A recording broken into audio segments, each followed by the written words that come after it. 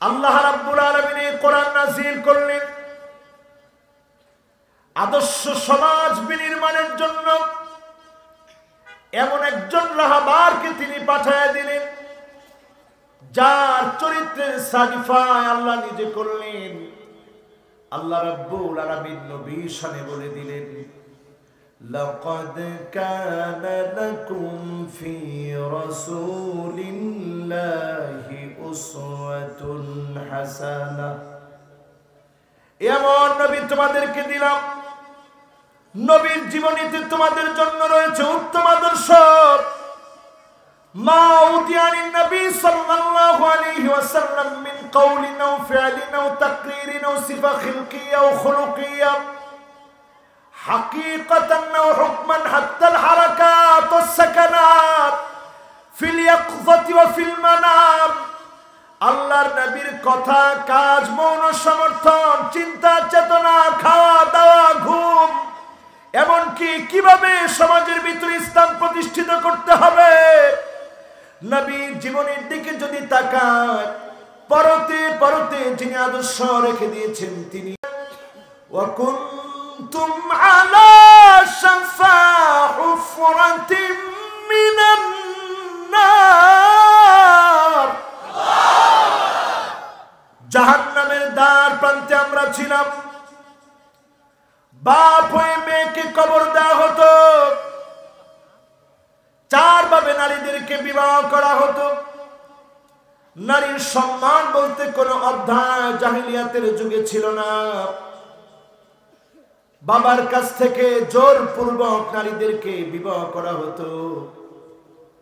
দ্বিতীয় নাম্বার পদ্ধতি ছিল ইস্তিজবাব। বুঝতে কষ্ট হচ্ছে না তো আপনাদের? আজকে একটু বুঝবো আদর্শ সমাজ কি করে ইসলাম গঠন করেছে, কোরআন কেমন সমাজ উপহার দিয়েছে। বিষয়টা যদি খালি আপনারা আগে জানাতেন। আমি পোস্টার পেয়েছি, কিন্তু সেদিন আমার বলছিল যে হুজুর এই বিষয়টা আলোচনা কইরেন, কিন্তু আমার পুরোপুরি খেয়াল নাই। তারপর আমি খুব খুশি হয়েছি, কারণ এই বিষয়টার সাথে আমাদের হৃদয়ের সম্পর্ক আছে না নাই? সবাই আছে বলেন নাই, তার মানে আপনি এটা বিশ্বাস করতে পারতেছেন না যে আদর্শ সমাজ গঠন করতে হলে এই কোরআন লাগবে, ঠিক কিনা? এবার জোরে বলেন ঠিক কিনা? হিসাব মিলায় দেখেন, আমরা ছিলাম জাহান্নামের দ্বার প্রান্তে। জোরপূর্বক অভিভাবকের কাছ থেকে উপর্যুপরি যৌতুক নিয়ে বিবাহ করা হতো। ইয়াতিমদের সম্পদ খাওয়ার জন্য বিবাহ করা হতো। আরেকটা পদ্ধতি ছিল ইস্তিজবাব। এই পদ্ধতি হলো এমন পদ্ধতি, 10 জন পুরুষ মিলে একজন মহিলার সাথে সম্পর্ক করত। মহিলা যখন বলতো, এখন আমার পেটে সন্তান এসেছে, এই সন্তানটা 10 জনের মধ্য থেকে আপনার সন্তান, তখন ওই লোকেদের মধ্য থেকে যার সন্তান বলা হতো সে মেনে নিত এটা তার সন্তান। এই মেনে নেওয়া পদ্ধতির নাম ছিল বিবাহ। আরেক পদ্ধতির বিবাহ ছিল এমন, সম্পর্ক করার পরে ঘরের মধ্যে লিখে রাখা হতো এই নারীর সঙ্গে অনেকের সম্পর্ক। প্রত্যেক পুরুষ এসে সম্পর্ক করত। গণক যখন বলতো এই সন্তানটা অমুক নারীর সন্তান আর এই সন্তানটা অমুক পুরুষের সন্তান, গণক যাকে বাবা বলতো তার জন্য সন্তান নির্দিষ্ট হতো। চিন্তা করেন কেমন বর্বর ছিল মানুষ। গ্রুপ বেঁধে দর্শন করার প্রক্রিয়া সেই সময় থেকে শুরু হয়েছে। ওই বর্বর জাহিলিয়াতের যুগের মানুষের স্বভাব ছিল এটি। আর আরেকটা পদ্ধতি ছিল নিজের স্ত্রীকে অন্য একজন পুরুষের কাছে দেওয়া হতো। ওই পুরুষ যখন মহিলার সাথে থাকতো, সন্তান যখন ওই মহিলা যখন গর্ভধারিণী হতো, তখন এই পুরুষ নিয়ে আসতো। তাদের ধারণা ছিল এতে করে সন্তানটা হৃষ্টপুষ্ট হবে। আইয়ামে জাহিলিয়াতের ওই বর্বর সমাজ থেকে বিবাহ বন্ধনের মধ্য দিয়ে শান্তিপূর্ণ সমাজ বিনির্মাণে, ইসলামী সমাজ বিনির্মাণে বিবাহের পদ্ধতি দিয়েছে ইসলাম, বিবাহের পদ্ধতি মেনটেন করেছে মুসলমানেরা। বলেন আল্লাহু আকবার। কি সুন্দর একটা প্রথা, আইসারুহা মাউনা। বিবাহের পদ্ধতি যত সহজ করে দেওয়া হবে, এই সহজ করার মধ্যে যিনি বরকত ঢেলে দিবেন তিনি কি? আল্লাহর নবী বিবাহের ক্ষেত্রে আন-নিকাহু মিন সুন্নতি ফামান রাগিবা আন সুন্নতি ফালাইসা মিন্নি। বিবাহকে আল্লাহর নবী সুন্নাত বলেছেন। এই সুন্নাত থেকে আপনি মুখ ফিরিয়ে নিতে পারবেন না। আমার নবী বিবাহ করেছেন, আমার নবী স্ত্রীদের হকগুলো আদায় করেছেন, এক্ষেত্রেও নবী আদর্শ প্রতিষ্ঠা করেছেন। এই যে আল্লাহর নবী সমাজ বিনির্মাণের জন্য, এই সমাজের ভিতরে বেঁচে থাকার জন্য, জাহান্নামের পথ থেকে বাঁচার জন্য, নারী পুরুষ অবাধে যেন যৌনাচার না করে, আল্লাহ মানুষকে সৃষ্টি করেছেন, আকল দিয়েছেন মানুষকে। আকলের পাশাপাশি শাহওয়াত মানুষের ভিতরে আছে, যৌবিক চাহিদা। পশুর ভিতরে কিন্তু যৌন চাহিদা আছে, কিন্তু আকল নাই। ফেরেশতাদের ভিতরে আকল আছে, যৌন চাহিদা নাই। এই জন্য মানুষের ইবাদত আল্লাহর কাছে এত প্রিয়। যৌন চাহিদার পরেও যৌন চাহিদার গোলাম না হয়ে আল্লাহকে ভয় করে যখন ফিরে আসে, আল্লাহর গোলামি করে, যিনি তার গোলামদের উপরে খুশি হয়ে যান তিনি কি? সমাজ বিনির্মাণের জন্য নারী পুরুষের দরকার। আল্লাহ তাআলা জান্নাতেও আদম এবং হাওয়া আলাইহিস সালামকে একত্রে রাখলেন। আমার নবী পৃথিবীতে এসে সুন্দর বৈবাহিক সম্পর্ক প্রতিস্থাপন করলেন। এবার মানুষগুলো যখন বিবাহের মধ্য দিয়ে, সুন্দর সুসম্পর্কের মধ্য দিয়ে, হুন্না লিবাসুল লাকুম ওয়া আনতুম লিবাসুল লাহুম, তারা যখন আপনার পোশাকের মতো হলো, আপন হলো, কাছে আসলো, এখন জাহান্নাম থেকে কেমন করে বাঁচবেন? সেই যুগে মেয়ে হলে মুখটা কালো হয়ে যেত। আল্লাহর নবী জানায় দিলেন, মান আলা জারিয়াতাইন, দুইটা মেয়েকে যদি আপনি লালন পালন করেন, দুইটা মেয়েকে যদি লালন পালন করেন, নেককার পাত্রের কাছে যদি পাত্রস্থ করেন, ফাদাম্মা সাবিআহু, দুইটা আঙ্গুল এইভাবে করে আল্লাহর নবী দেখালেন। এই দুইটা আঙ্গুল, একটার নাম সাব্বাবা, একটার নাম উস্তা। এই দুইটা আঙ্গুল যেমন পাশাপাশি থাকে, নবী দেখায় দিয়ে বললেন, তোমরা যদি দুইটা কন্যা সন্তানের বাপ হয়ে যাও, দুইটা কন্যা সন্তানকে যদি লালন পালন করো, কিয়ামতের দিন ওই বাবার আমি নবী একসঙ্গে পাশাপাশি থাকবো। ইসলাম কি দিয়েছে চিন্তা করে দেখেন।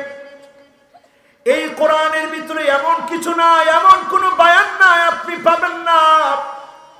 মনে মনে চিন্তা করবেন, কি বলেন হুজুর, কতটুকু আটা দিয়ে কয়টা রুটি হয় কোরআনের মধ্যে আছে নাকি? আছে? বলেন আছে? মাঝে মাঝে নাস্তিকরা কোরআনের ভুল ধরার জন্য আসে। কোরআন যে কত বড় বায়ান এটা তারা চিন্তা করতে পারে না। তারা যখন ভুল ধরার জন্য আসে, নাস্তিকরা এমন উদ্ভট প্রশ্ন করে বসে, এই কোরআনে নাকি সবকিছু আছে। বলেন তো দেখি, কদ্দুর আটা দিয়ে কয়টা রুটি হয় কোরআনের কোন জায়গায় আছে? এই রকম প্রশ্ন যদি কোন নাস্তিক আপনাকে করে, আপনি জবাব দিয়ে দিবেন, ফাসআলু আহলায যিকরি ইন কুনতুম লা তা'লামুন।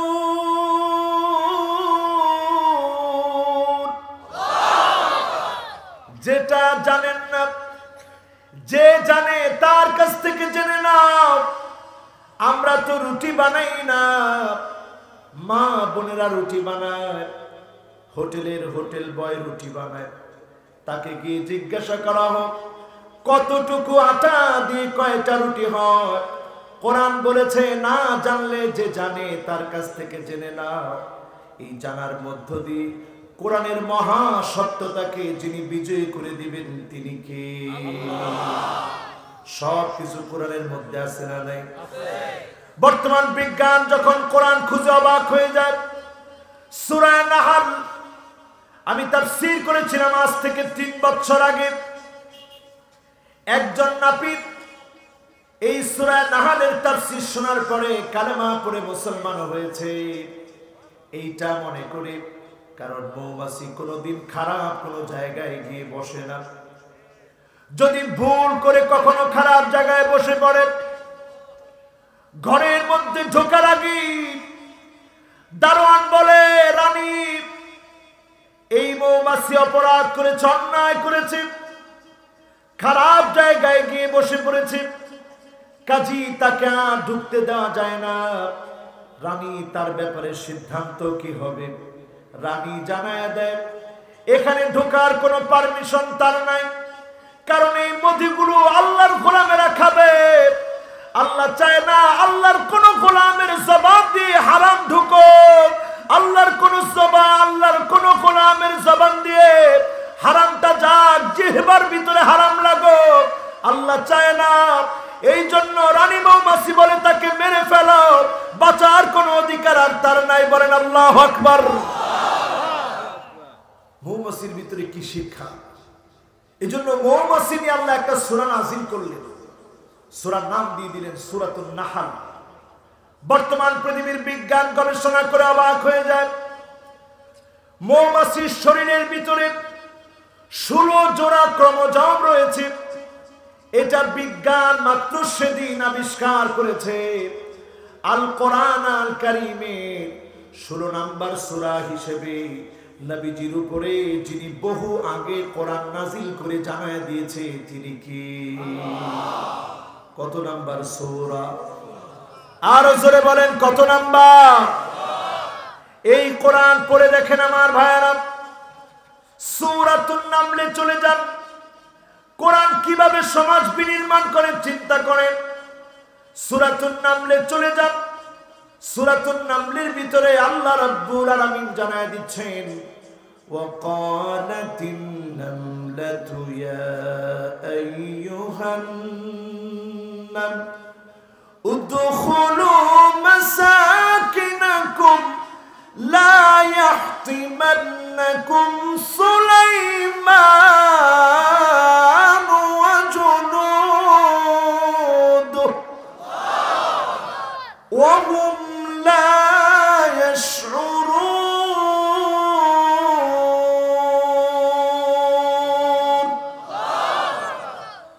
এই আয়াত নাযিল হওয়ার পরে বিজ্ঞান অনেকটা এসেছে কোরআনের ভুল ধরতে।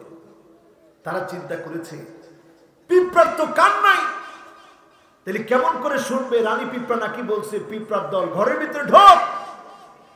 একটু পরে সুলাইমান আলাইহিস সালাম আসবে, পায়ের নিচে পিষ্ট করে ফেলবে। রানী পিঁপড়া কেমন করে বুঝলো, কেমন করে শোনালো?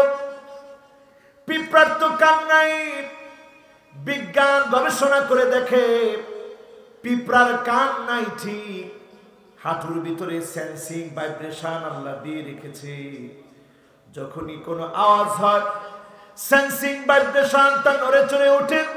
নড়ে চড়ে ওঠার মধ্য দিয়ে পিঁপড়াকে যিনি শোনায় দেন, সূক্ষ্ম থেকে সূক্ষ্ম আওয়াজ শোনায় দেন, তিনি কে? বিজ্ঞান অবাক।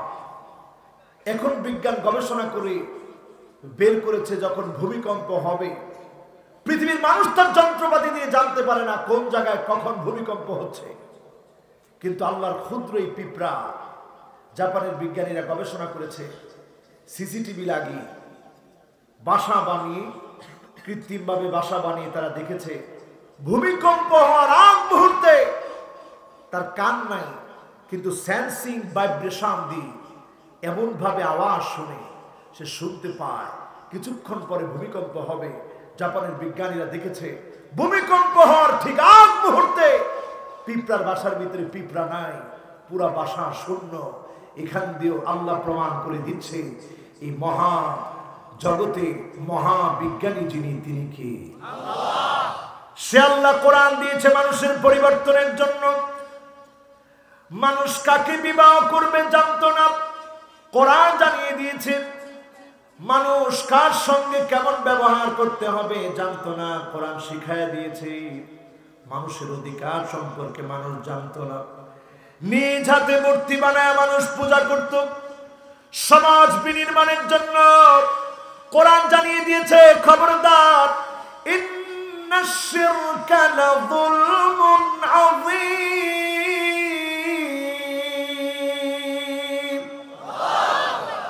শিরক করো না, শিরক সবচেয়ে বড় জুলুম। আপনার মনে প্রশ্ন জাগতে পারে, হুজুর মানুষ হত্যা, এর চাইতেও কি শিরক মারাত্মক? এটার চাইতেও শিরক মারাত্মক।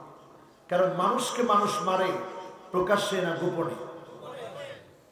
জিনা করে গোপনে, মদ খায় গোপনে, সুদ খায় গোপনে।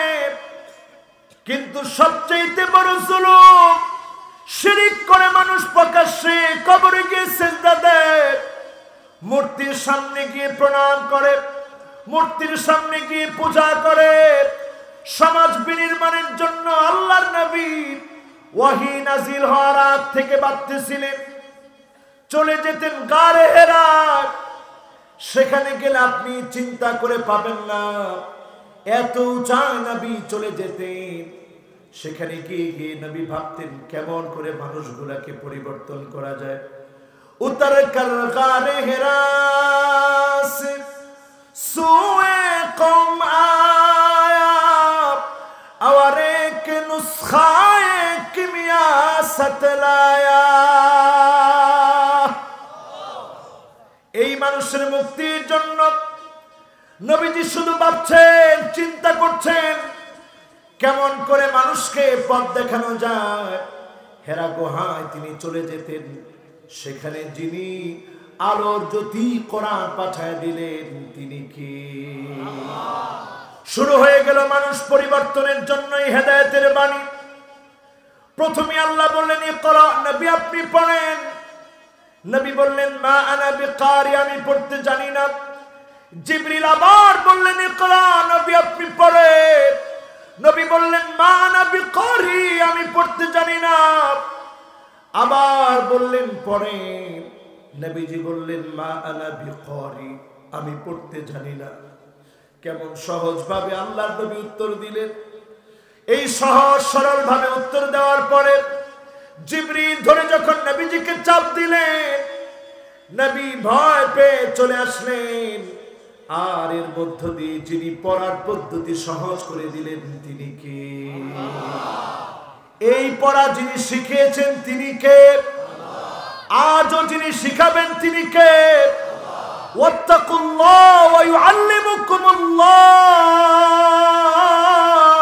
যদি আল্লাহকে ভয় করেন, যিনি কোরআনের জ্ঞান দান করে দিবেন তিনি কে? আল্লাহ নবী এক এক করে দাওয়াত দিচ্ছেন কোরআনের পথে। দাওয়াত দেওয়ার পথে অন্তরায় হয়ে গেল কাফেররা।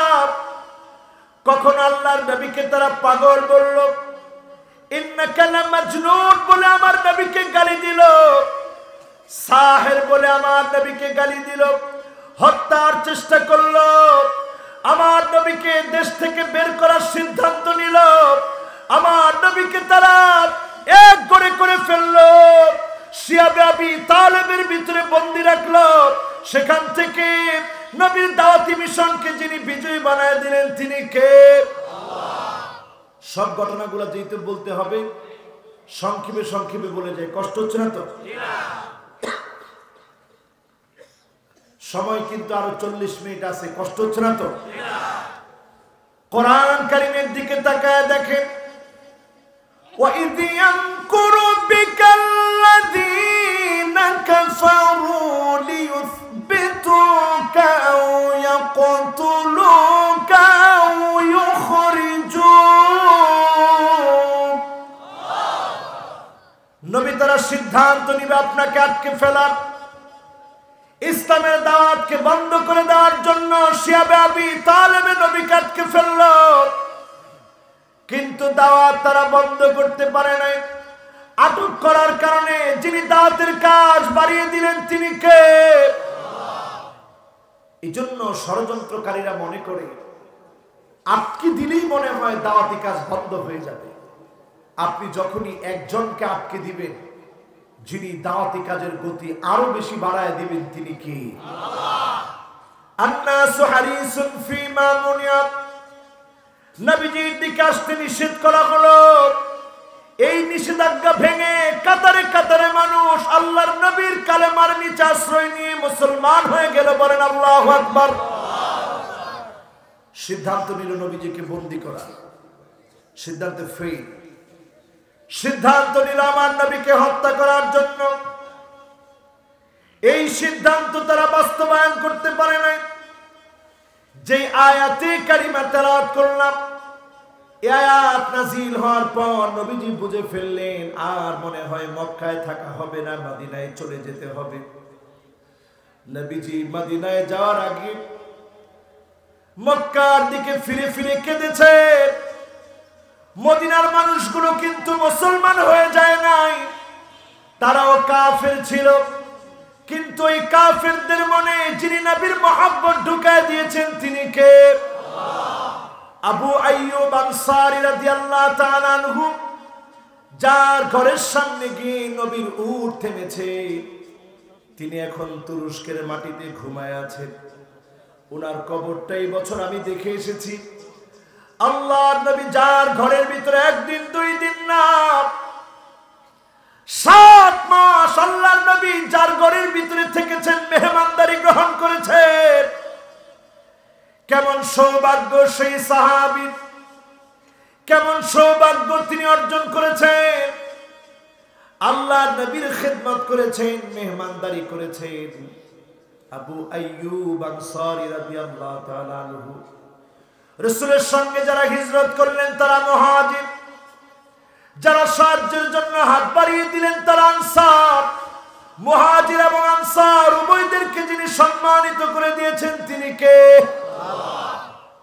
ইসলামের নতুন একটা যাত্রা শুরু হলো মুহাজির আর আনসারদেরকে নিয়ে। এমন যাত্রা শুরু হলো যে অধ্যায়গুলো আগে মুসলমানরা দেখে নাই। সমাজের নতুন নতুন বিষয় আসতে থাকলো, নতুন নতুন বিষয়ের মোকাবেলা যিনি কোরআনের মধ্যে দিয়েছেন তিনি কে? এই সমাজ যদি বিনির্মাণ করতে হয় তাহলে সমাজকে ভাঙতে হবে। কোন বিষয়গুলো থেকে ভাঙতে হবে? সমাজের রন্ধ্রে রন্ধ্রে যেই জালেমরা আছে ওই জালেমদেরকে মূলোৎপাটন করতে হবে। কোরআন কারিমে আল্লাহ জানায় দিচ্ছেন, মালিল যালিমিনা মিন ওয়ালি ওয়ালা মালিল যালিমিনা মিন হামিম ওয়ালা শাফি।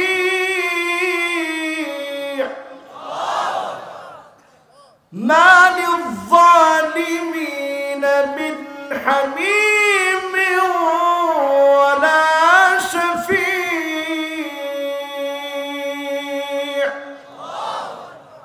জালেমদের মূলোৎপাটন করতে হবে। নবীজি এই কোরআনকে প্রতিষ্ঠা করার জন্য জালেমের বিরুদ্ধে, জুলুমের বিরুদ্ধে তিনি দাঁড়ালেন বদর প্রান্তে, উহুদ প্রান্তে, খন্দক প্রান্তে, হুনাইনে। আল্লাহর নবীকে এক একটার পর এক একটা যুদ্ধের মধ্য দিয়ে যিনি মক্কা বিজয় দান করে দিলেন তিনি কে?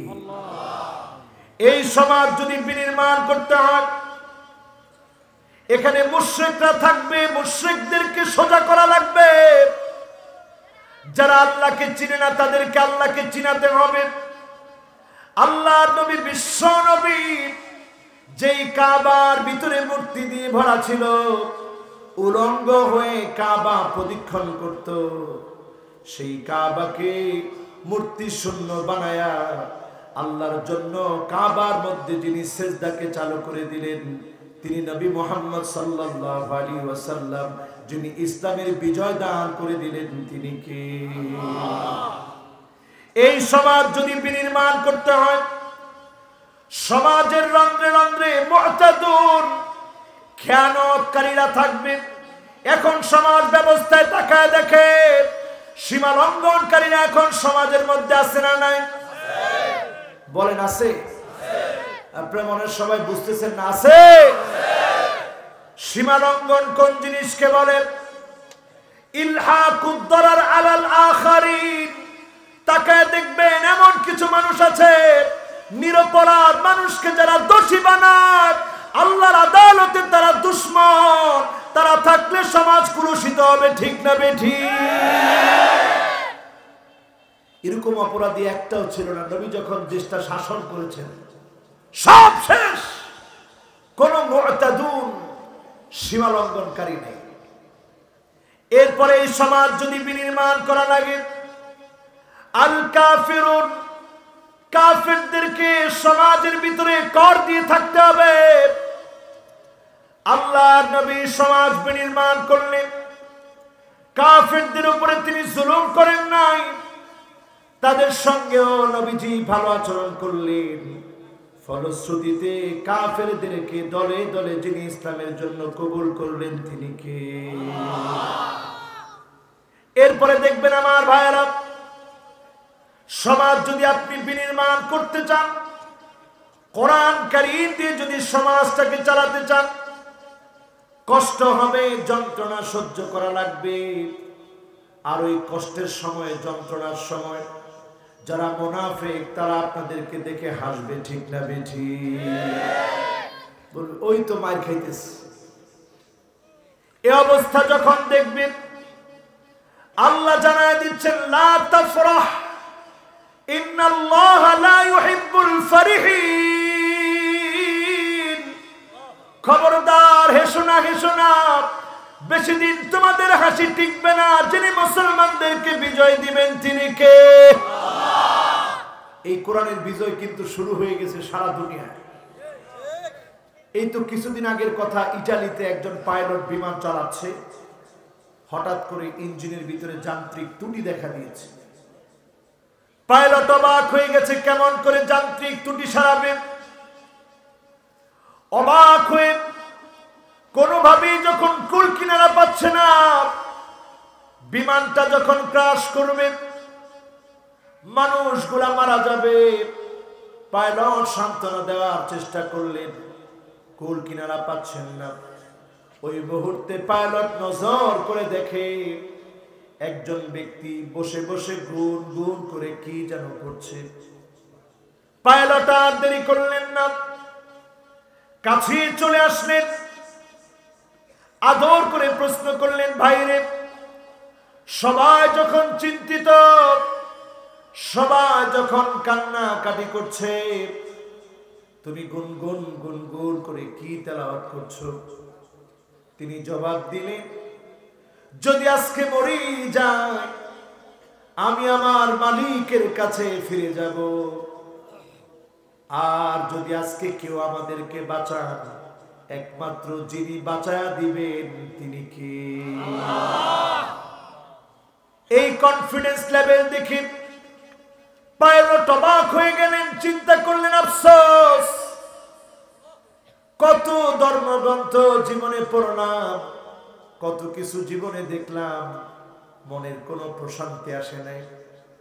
আজকে এই বিপদের মুহূর্তেও এই ব্যক্তি কোনো চিন্তা করছে না, তার মহান রবের ধর্মগ্রন্থ তেলাওয়াত করছে।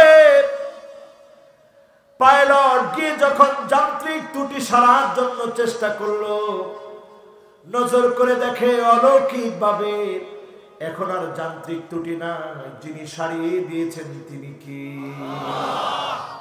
বিমান ল্যান্ড করতে দেরি হয় নাই, পাইলট এসে হাত চেপে ধরেছে, ভাই আমার বুঝতে আর বাকি নাই, জীবনে অনেক কিছু করেছি, অনেক কিছু দেখেছি, বিপদের মুহূর্তে তোমার এত সাহস দেখেছি, আমার আর বুঝতে বাকি নাই।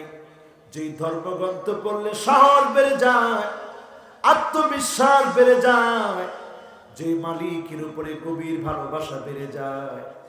আর দেরি করতে চাই না, এখনই আমাকে কালেমা পড়ায়া মুসলমান বানায়া দাও। পাইলট মুসলমান হয়ে গেলেন, ইসলামের বিজয় চারদিকে ছড়িয়ে যাচ্ছে। পিআরসি জরিপ করে দেখেছে, 2050 পর্যন্ত যদি পৃথিবীটিকে সবচেয়ে বেশি হবে মুসলমানের সংখ্যা।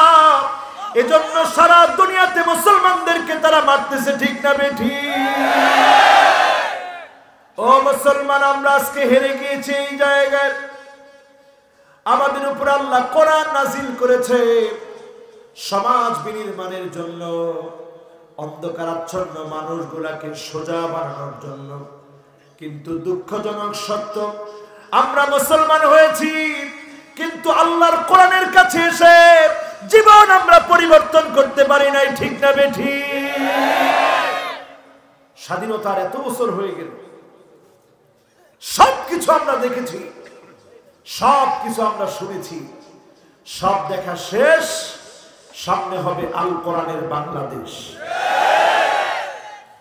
ঠিক তো বলতে পারলেন না ভালো করে? সব দেখা শেষ, সামনে হবে আল কোরআনের বাংলাদেশ।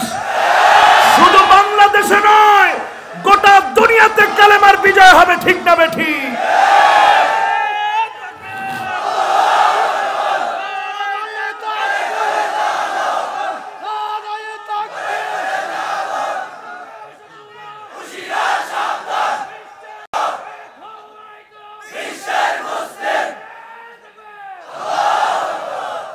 আমাদের এক একজন নেতা গোটা সমাজের চিত্র পাল্টে দিয়েছে। চিন্তা করেন, আমাদের একজন নেতা সাইয়্যিদুনা আবু বকর রাদিয়াল্লাহু তাআলা একজন খলিফা ছিলেন। ওমর ফারুক রাদিয়াল্লাহু তাআলা আনহু দেখেন আবু বকর প্রতিদিন যেন কোথায় চলে যায়।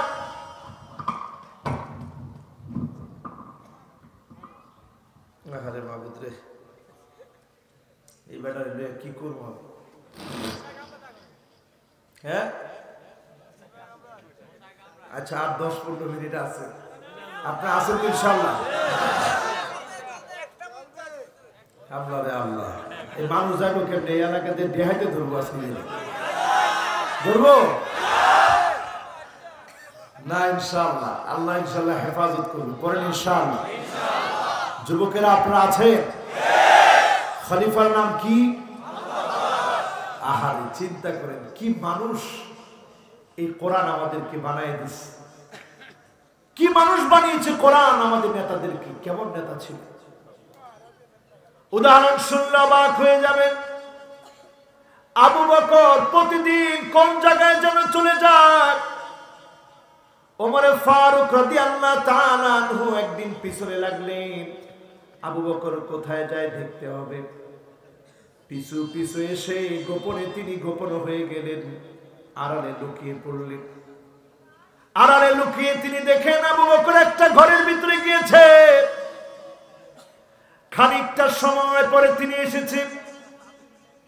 ওমর ফারুক রাদিয়াল্লাহু তাআলা আনহু লুকিয়ে থাকলেন। একটু পরে দেখার জন্য গেলেন কোন ঘরে গিয়েছিলেন। দরজার মধ্যে নক করেছে। বৃদ্ধা একজন মহিলা, অন্ধ, দরজা খুলে দিয়েছে, চোখে দেখে না। ওমর ফারুক জিজ্ঞাসা করলেন, একটু আগে যে মানুষটা এসেছে তাকে কি আপনি চেনেন? বৃদ্ধা মহিলা বলে, না না, তাকে আমি চিনি না, কিন্তু খুব ভালো মানুষ, আমার ঘরে আসে, খাবার দাবার দিয়ে যায়, কাজকর্ম করে দিয়ে যায়, বড় বেশি ভালো মানুষ। সঙ্গে সঙ্গে খলিফাতুল মুসলিমিন ওমর ফারুক রাদিয়াল্লাহু তাআলা আনহু কেঁদে ফেললেন আর বললেন, আবু বকর, আপনি বড় কঠিন করে দিয়ে গেলেন। একজন খলিফা হয়ে অন্ধ মহিলার ঘরে খাবার দিয়ে যান, সাধারণ মহিলার ঘরে ঢুকে খাবার দিয়ে রান্না বান্নায় সহযোগিতা করে দিয়ে যান। ওগো আবু বকর, বড় কঠিন করে দিয়ে গেলে। ইন্নী উল্লিতু আলাইকুম ওয়া লাস্তু বিখাইরিকুম, যিনি নেতা নির্বাচিত হওয়ার পরে বলেছিলেন আমি তোমাদের নেতা হয়েছি, তোমাদের চাইতে আমি সেরা না, আমি তোমাদের মধ্য থেকে এসেছি। নিজের জীবনকে ইসলামের জন্য সঁপে দিয়েছেন, আদর্শ দেখিয়ে দিয়ে গিয়েছেন। এই পৃথিবীতে মুসলমানেরা খেলাফত ব্যবস্থাকে দিয়ে পৃথিবী শাসন করে দেখিয়ে দিয়ে গিয়েছে একমাত্র পৃথিবীর মানুষের ভিতর থেকে সাদা কালোর বৈষম্য যদি দূর করতে হয় আল্লাহর কোরআনের কাছে মুসলমানদেরকে সারা দুনিয়ার মানুষকে ফিরে আসতে হবে, ঠিক না বেটি? আমেরিকা এত নীতি এত আদর্শ, কিন্তু এখনো তাদের শ্বেতাঙ্গ এবং কৃষ্ণাঙ্গের মারামারি এখনো থামে নাই, ঠিক না বেটি? তাদের মধ্যে গিয়ে দেখেন বৈবাহিক সম্পর্ক বলতে সম্পর্ক নাই, বিবাহ বলতে কিছু নাই, সন্তানাদির মধ্যে কোনো সম্পর্ক নাই। ইসলাম এবং মুসলমানরা এমন সমাজ বিনির্মাণ করতে চায় যেই সমাজে একজন নারী যাবে কোন একজন পুরুষ ওই নারীর দিকে তাকাবে না, ঠিক না বেঠি? এই সমাজ কি বিনির্মাণ হওয়া সম্ভব? কথা বলে না সম্ভব? এই সমাজ তখন বিনির্মাণ হবে আজকের যেই যুবকেরা মাহফিলের আয়োজন করেছ, আল্লাহর কসম এই যুবকেরা যদি সিদ্ধান্ত নাও যুগ জামানা পাল্টে দিতে চাই না অনেকজন, এক যুবকই আনতে পারে জাতির জাগরণ। যিনি যুবকদেরকে দিয়ে জাতির জাগরণ দিয়ে দিবেন তিনি কে? তবে কেমন যুবক হতে হবে? এমন যুবক হতে হবে বাদা আল ইসলামু গরীবান ওয়া সায়াউদু গরীবান তুবা লিল গুরাবা। ব্যতিক্রম যুবক তোমাদেরকে হতে হবে। রাজি আছো? আমার মুরব্বীরা রাজি আছে? কেমন ব্যতিক্রম যুবক হওয়া লাগবে? এক নাম্বার তোমার আমার কার্যক্রম হবে সমাজ বিনির্মাণের জন্য, আল কোরআনের সমাজ বিনির্মাণের জন্য এক নাম্বার কার্যক্রম লাগবে কোরআন যদি পড়তে হয় কি লাগে? কথা বলে এই তো মাশাআল্লাহ, এই লোকটার উত্তর সুন্দর। কোরআন পড়তে হলে পবিত্রতা লাগে। ইহসানুল ওয়াদু, সুন্দর করে ওযু করা শিখো। আমার মুরব্বীরা ওযু করা শিখেন, সুন্দর করে যখন ওযুটা করবেন আহসিন ওয়াদুআক, সুন্দর করে ওযুটা করেন। মিন তাহতি আযফারিহি, নখ থেকে যখন টপ টপ করে পানিগুলা পড়বে এই পানির সঙ্গে যিনি গুনাহগুলা মাফ করে দিবেন তিনি কে? আল্লাহ। সুন্দর করে ওযুটা করলে দুনিয়াতেই সেরা হবেন তা না, আপনার চক্ষু বন্ধ হয়ে যাবে, আখিরাতের জীবন শুরু হবে। যেদিন মানুষ আফসোস করে করে নিজের আঙ্গুল কামড়াবে, হাত কামড়াবে, সেদিন আমার নবী কিছু মানুষের দিকে তাকাবে, গুররান মুহাজ্জালিনা মিনাল ওযু,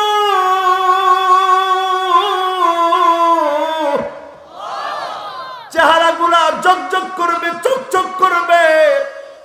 নবী তাকায় বলবে এটা আমার উম্মত। সেদিন যদি নবী উম্মত না বলে, আপনি যত বড় নেতা হন আপনার চাইতে ব্যর্থ আর কেউ হতে পারে না, আপনার চাইতে কপাল পোড়া আর কেউ হতে পারে না, ঠিক না বেঠি? নবী বলবে তুমি আমার উম্মত। ওই উম্মত হিসাবে যদি নিজেকে পরিচয় দিতে চান, ইসলামী সমাজ বিনির্মাণ করতে চান, ওযু করা শিখেন। এখন আমাদের সিলেবাসের ভিতরে এমন সিলেবাস দেওয়া হয়েছে ওযু শিখালে নাকি জঙ্গিবাদ শিখানো হয়, এমন কথা আছে না? না সবাই বলে না। আমাদের দেশে শাহরিয়ার কবির মার্কা লোক, তারা অতে ওযু করো, দন্তনতে নামাজ পড়ো, কতে কোরআন পড়ো, এটাতে তাদের বিরাট আপত্তি। তারা বলে এই জঙ্গিবাদ শিখালে এই সমাজ তো ইসলামী সমাজ হয়ে যাবে, ঠিক না বেঠি? আরো জোরে চিল্লায় শুনতে চাই, ঠিক না বেঠি? তোমরা যত উস্কানি দেবে মনে রাখতে হবে ইসলামের বিজয় বিপ্লবের সময় গনিয়ে আসবে, ঠিক না বেঠি? যখনই বিজয় বিপ্লব গণীভূত হবে তত বাধা বিপত্তি বেড়ে যাবে, এরপরেই যিনি ইসলামের বিপ্লব দান করে দিবেন তিনি কে? এই বিজয়ের জন্য আমরা কি প্রস্তুত আছি? বলেন প্রস্তুত আছি? সন্তানদেরকে ওযু শিখাবেন, ওযুর পরে সন্তানদেরকে শিখাবেন নামাজ কিভাবে পড়তে হয়। আল্লাযীনা ইম্মাক্কান্না মাক্কান্নাহুম ফিল আরদ আকামুস সালাত ওয়া আতুজ যাকাত ওয়া আমারু বিল মারুফ ওয়া নাহাউ আনিল মুনকার। সমাজ বিনির্মাণ করার জন্য যখন কেউ কি ক্ষমতা দেওয়া হয়, নামাজ প্রতিষ্ঠা করবে, যাকাত আদায় করবে, সৎ কাজের আদেশ করবে, অসৎ কাজ থেকে নিষেধ করবে। সমাজ বিনির্মাণের জন্য আপনি আমি যদি সিদ্ধান্ত নেই, 5 ওয়াক্ত নামাজ যদি নিজে পড়ি, রাষ্ট্রীয়ভাবে নামাজ যদি প্রতিষ্ঠা করতে পারি, যিনি দেশের চিত্র পাল্টায় দিবেন তিনি কে? শুধু দেশের চিত্র পাল্টে যাবে এমন না। বাশশিরিল মাশাঈনা ফিদ যুলামি বিন-নূরিত তাম ইয়াউমাল কিয়ামাহ। আপনি যদি ফজরের নামাজ, এশার নামাজের গুরুত্ব বাড়ায় দেন, 5 ওয়াক্ত নামাজের গুরুত্ব যদি বাড়ায় দেন, আলা উদুইহা ওয়া ওয়াক্তিহা ওয়া রুকুইহা ওয়া সুজুদিহা ইয়ারাহা হাক্কান লিল্লাহি আলাইহি, আল্লাহর জন্য যদি নামাজ কায়েমের চেষ্টা করেন, হারামাহুল্লাহু আলাইহিন নার, যিনি জাহান্নামের আগুন হারাম বানায় দিবেন তিনি কে? নামাজ কায়েম করার চেষ্টা করব তো ইনশাআল্লাহ। জোরে বলেন, করব তো ইনশাআল্লাহ। এখন আমার নেতা যদি নিজে নামাজ না পড়ে, তাহলে এই নেতা আসলে ভালো নেতা না খারাপ নেতা? এখন সমাজের দিকে তাকায় দেখবেন, আইয়ুত আল-মুবমিন বেনামাজি, চরিত্রহীন, লম্পটের পিছনে যখন আপনি চলবেন, ইসলামী বিপ্লব হবে না। তখনই বিপ্লব আসবে, বিজয় আসবে যখন আপনি আলেম ওলামা নেককার আল্লাহ ওয়ালাদেরকে নেতা মনে করবেন। ঠিক না বেঠিক? এই জন্য সমাজ বিনির্মাণের জন্য আমরা রাজি আছি তো? তাহলে ওযু করার পরে লাগবে নামাজ। জোরে বলেন, কি লাগবে? এরপরে আমার ভাইরা, তিলাওয়াতু সূরাতিল কাহফ, সূরা কাহফ তেলাওয়াত করবেন। মনের ভিতরে আত্মবিশ্বাস তৈরি হবে। সবচেয়ে বড় ফিতনাবাজ তার নাম দাজ্জাল। দাজ্জালও যদি আপনার সামনে চলে আসে, দাজ্জালকে মোকাবেলা করার শক্তি যিনি দান করে দিবেন তিনি কে? অবস্থা এমন হবে, ঘরের ভিতরে রিজিক নাই, মানুষ চিৎকার করে ক্ষুধার যন্ত্রণায় কাঁদবে। সেই সময়ে যখন তেলাওয়াত শুরু হয়ে যাবে, আলহামদুলিল্লাহিল্লাযী আনজালা আলা আবদিহিল কিতাব ওয়া লাম ইয়াজআল লাহু ইওয়াজা কাইমান লিয়ুনযিরা বা'সান শাদীদা। যখন তেলাওয়াত চলবে, এই ক্ষুধার্ত মানুষগুলাকে যিনি রিজিক দান করে দিবেন তিনি কি? না খাওয়ার পরেও যিনি ক্ষুধা মিটায় দিবেন তিনি কি? তাসবিহ পড়লে যিনি পেট ভরায় দিবেন তিনি কি? এই জন্য আমার ভাইয়ের, আগামী দিনের মোকাবেলার জন্য সূরা কাহফের তাফসীর সব ভালো করে পড়েন। ওই দাকিয়ানুস যখন হামলা করেছিল যুবকদেরকে, দাকিয়ানুসের হামলার সম্মুখীন হয়ে যুবকেরা গুহার ভিতরে আশ্রয় নিয়েছিল। এবার আবার নিজের চোখে গুহাটা দেখে এসেছি তুরস্কের ইজমির নামক জায়গার মধ্যে। ওই গুহার কাছে গিয়ে আমি অবাক হয়ে গেলাম। এই গুহার ভিতরে যুবকেরা আশ্রয় নিয়েছিল, আজ অবধি গুহা রয়েছে। চিন্তা করে দেখেন, এই গুহার ভিতরে একদিন, 2 দিন না, 309 বছর যুবকেরা ঘুমিয়েছে। এরপরে যখন জাগ্রত হয়েছে, একজন আরেকজনকে জিজ্ঞাসা করে, কামলা বিস্তুম, কয়দিন ঘুমাইছো? কয় লাবিসনা ইয়াওমান আও বা'দা ইয়াওম, দিন অথবা দিনের কিছু অংশ ঘুমিয়েছি। শুধুমাত্র আল্লাহর জন্য এতটুকুন কুরবানি করেছে যুবকেরা। দাকিয়ানুসের পথে যায় না, গুহার ভিতরে আশ্রয় নিয়েছে। যিনি বিজয় দিয়ে দিয়েছেন তিনি কে? আল্লাহ। কত নম্বর? 3 নাম্বার। সবাই বলেন কত নাম্বার? আপনারা আছেন তো ইনশাআল্লাহ? আমি আর 10 মিনিট সময় নিব, থাকবেন তো ইনশাআল্লাহ? এরপরে আমার ভাইরা 4 নাম্বারে আসে। 4 নাম্বার হলো হিফজুল কোরআন। কোরআন কারীম যদি আপনি মুখস্থ করেন, আগামী দিনে যিনি মুসলমানদেরকে বিজয় দিবেন তিনি কে? আল্লাহ। কোরআন কারীম আমরা কয়জন মুখস্থ করি? কয়েকটা সূরা অন্তত মুখস্থ করার চেষ্টা করেন। যিনি বিজয় দিবেন তিনি কে? আল্লাহ। 5 নম্বরে আমার ভাইরা আল হুব্বু ফিল্লাহ। আল্লাহর জন্য ভালোবাসেন, আল্লাহর জন্য মহব্বত করেন।